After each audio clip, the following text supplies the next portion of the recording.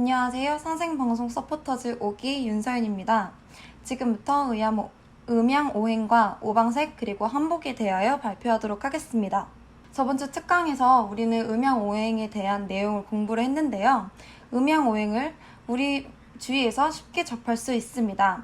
시간으로 가면 사계절이 될 수 있고 몸으로 가면 사주가 될 수 있습니다. 그리고 마지막으로 색으로 가면 오방색이 됩니다. 여러분들은 오방색 하면 무엇이 가장 먼저 떠오르나요? 저는 오방색 하면 한복이 가장 먼저 떠오릅니다. 그래서 오늘 저는 여러분께 오방색과 함께 한복에 대해 알려드리려고 합니다.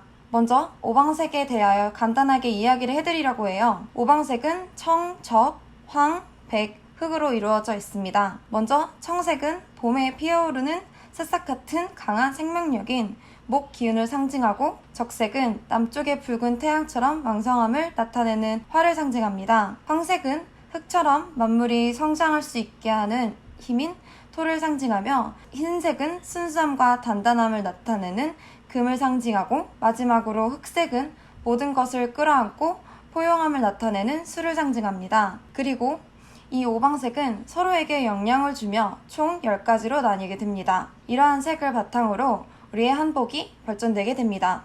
당군 조선의 복식은 누에를 키우고 실을 뽑아서 옷을 만들어 입었고, 당시 당군은 평소에는 푸른 계열의 의복을 입고 신성한 의식을 거행할 때에는 흰 옷을 입고 활동했습니다. 이때부터 우리 선조는 청색과 흰색을 사용했다는 것을 알 수 있습니다.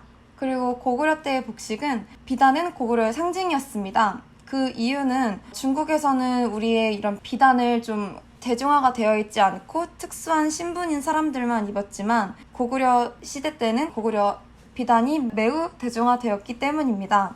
고구려 백제 신라의 삼국부터 고려 조선까지 한복은 주변 국가와 영향을 주고받으며 한복만의 특징을 살리기 시작하여 지금에 이르렀습니다. 이렇게 예전부터 한복을 입었던 우리 선조들, 그런데 왜 자꾸 중국은 우리의 한복을 본인의 한푸라고 부르며 중국으로부터 왔다는 이야기를 계속할까요? 그들의 의견을 반박할 수 있는 한복의 특징과 차이를 알려드리도록 하겠습니다.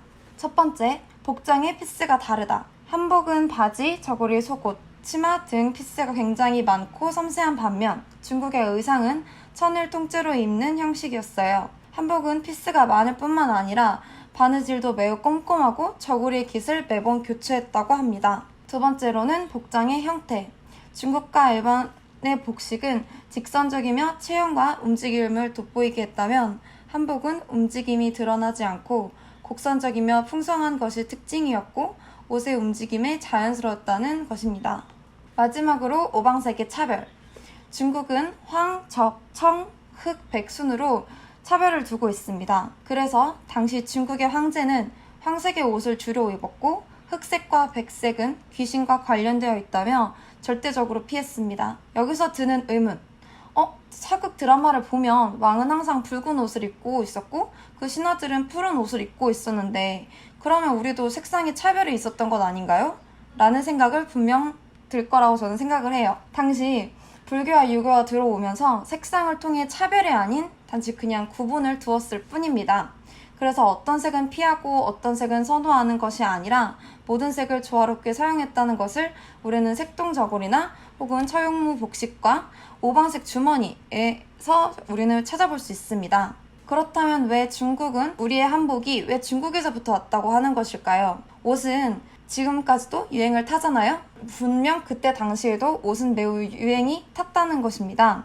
통일신라 이후에도 중국과의 교류가 활발해지면서 당나라 사람들이 입었던 옷에 호기심이 생기고, 또 그 옷을 우리나라 귀족들이 즐겨 입었고, 당나라 역시 한국의 복장을 그들이 호기심을 가지며 그 옷을 그들이 입으면서 말 그대로 의복이 서로 공유가 되었다는 것을 알 수가 있었습니다. 이러한 이유로 우리의 것이 중국의 것이라고 소개가 되었다고 볼 수 있는 것이죠.